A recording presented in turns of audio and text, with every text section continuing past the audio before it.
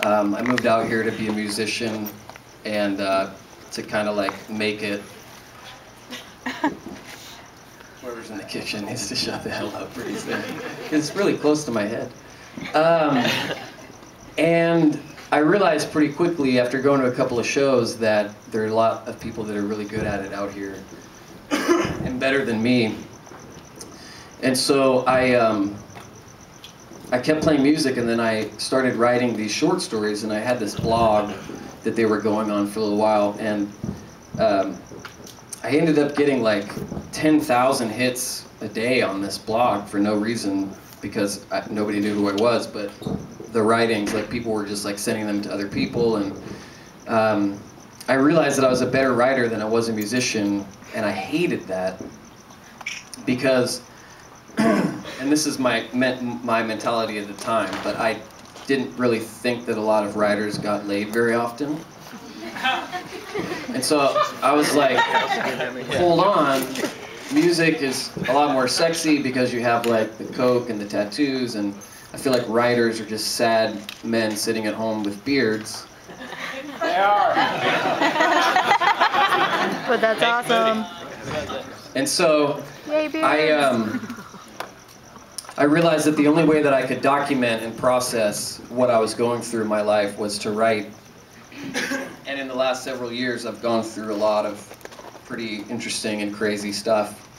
And it was like, I think a little over 2 years ago, I was working at this shitty construction company in Orange County, which we'll get to later. And forgive this delicious poison, but it helps with my glaucoma. Actually, it doesn't. I just realized that some people might think I'm smoking weed right now. And I'm not, for the record. Is my mom here? So, I lost my job, and I couldn't really afford to pay for a pack of gum or anything at this point. And my friend Troy, that just introduced me, he took me in and he said, I'll take care of everything financially for you, just write. Like, you have to write, you have to do something. And it changed my life. And this book, 99% of this book was written while Troy was taking care of me and letting me just like focus on writing, and really pushed me and made me go deeper and realize like that I had a voice and I had something to say, and that all of the shitty things I've experienced in my life and all of the good things could somehow find an intersection, and that something beautiful could come out of it. So black and white to me is gray. It means if you could take, you know, we have this blank canvas and we're constantly in the state of starting over, and we create these blank canvases for ourselves emotionally. Every time we start a new job, every time we start a new relationship, or we end a relationship, or we move to a new city like LA, we just start over.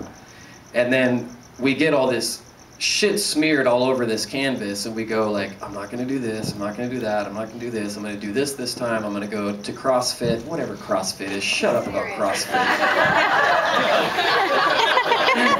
Just so you guys know, if we're not friends anymore on Facebook, it's because of fucking CrossFit, you guys. What's CrossFit? Some kind of like workout. Or pictures of food. If anyone put a picture up from the food here tonight, I hope you throw it up later. Yay! That part's not true. Nice. Hope you throw it up later after you leave Brent's house. But seriously. But so I just got this picture of like we just like splash all this black gets all over this white canvas, and we try to start over every single time. And the more we try to smear it out, the more it just gets smeared into it, and it just creates this gray place that we end up living in for a long time. And that is black and white for me, and so that's the place that this book came out of. And I would like to read to you from it, if that's okay. Yeah. I do have to say though, spoilers.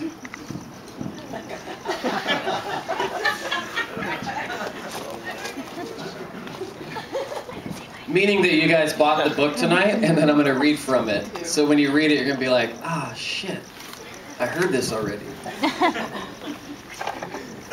Some of you heard me read this one earlier, but I know everyone here, we've all drank a lot since then, so you probably don't remember. This is called The Cahuenga Past, and this is my divorce letter to Los Angeles with the amendment, I want to divorce you, but can we still live together?